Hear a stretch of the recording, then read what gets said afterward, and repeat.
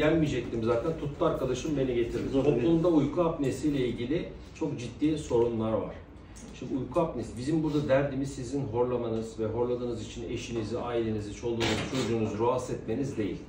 Yani işin sosyal yönü tabii ki önemli. Ancak uyku apnesinin sizin vücudunuza yaratmış olduğu etkiler çok daha önemli. Şimdi eğer siz uykuda nefesinizi tutarak uyuyorsanız kandaki oksijen değerleri düşüyor. Ve bu değer düştüğü için de sizin kalbinize, damarlarınıza, beyninize ekstradan yük biniyor. Dolaşım bozuluyor bazı bölgelerde. Sabahları yorgun kalkıyorsunuz, gün içerisinde uyku hali, yorgunluk, akşamları daha erken böyle içiniz geçiyor oturduğunuz yerde, araba kullanırken, iş yerinde.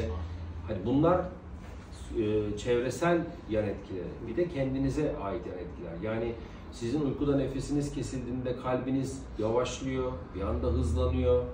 Periferik damarlar dediğimiz koldaki bacaklar daralıyor, tansiyonunuz yükseliyor. Dolayısıyla siz aslında uykuda dinlenmeniz gerekirken yoruluyorsunuz. Yani arabayı yüksek devirde kullanıyorsunuz. Dolayısıyla uyku apnesini o yüzden bu kadar vurguluyoruz ve muhakkak tedavi edilmesi gerekiyor.